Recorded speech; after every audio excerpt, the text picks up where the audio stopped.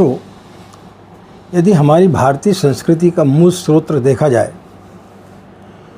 कि उसमें कौन सा मंत्र प्रमुख है, उसके मूल में, उसकी गहराई में ऐसा कौन सा मंत्र है जिसके जाप करने से व्यक्ति की अनेक समस्याओं का समाधान होता है, उसके जीवन में अनेक प्रकार के परिवर्तन आते हैं, तो वो मित्रों वह है गायत्री महामंत्र। तो आज उसी गायत्री महामंत्र के बारे में कुछ हम आपसे इस वीडियो के माध्यम से चर्चा करने के लिए जा रहे हैं।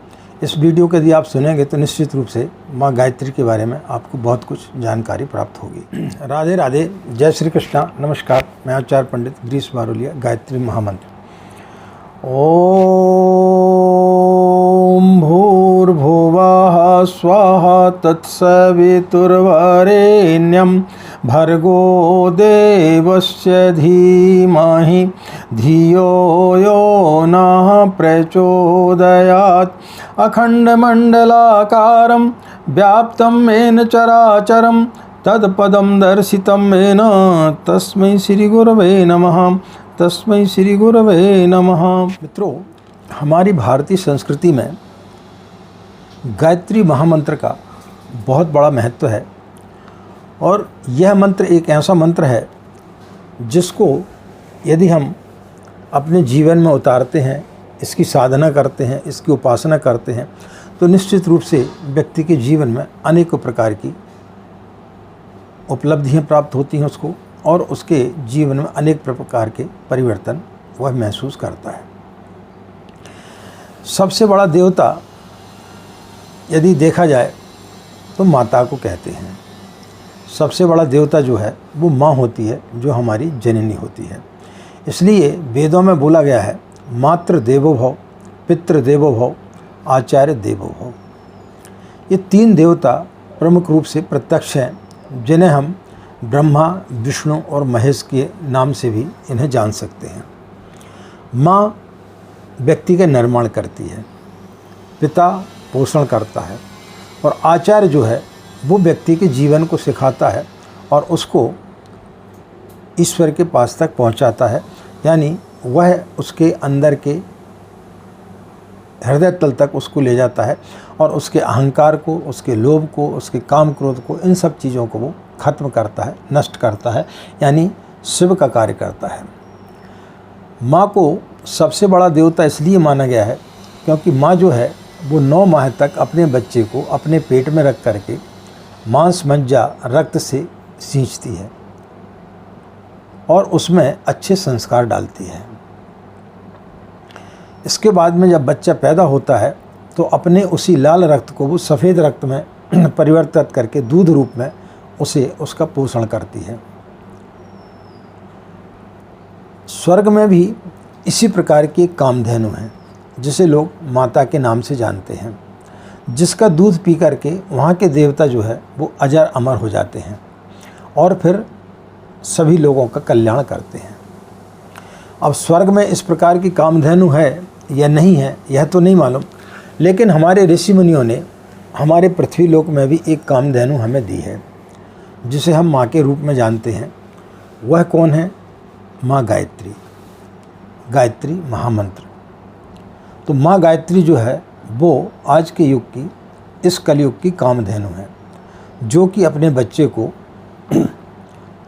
का पालन पोषण, भरण पोषण करती है और उसे वो सारी चीज़ें देती है जिसके लिए उसको आवश्यकता होती है। उसी का नाम जो है ऋतम्भरा, प्रज्ञा, दूरदर्शिता, विवेकशीलता, विचारशीलता भी हम कह सकते हैं, जिसको हम भारतीय संस्कृति की आत्मा कहते हैं। तो ये गायत्री महामंत्र है।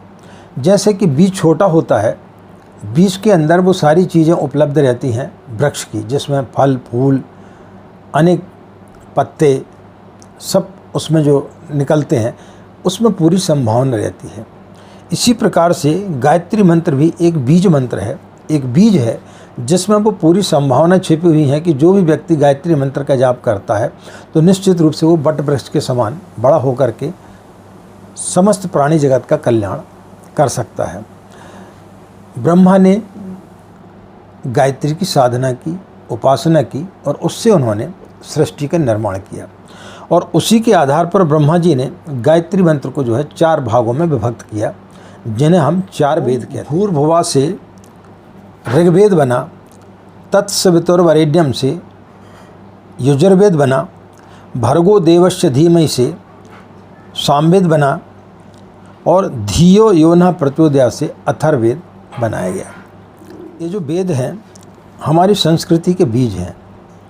इन चारों वेदों में माँ गायत्री का ही वर्णन है और उसी गायत्री माता का उसमें प्रचार किया गया है। गायत्री मंत्र में 24 अक्षरों के भगवानों का अवतार समाहित किया गया है।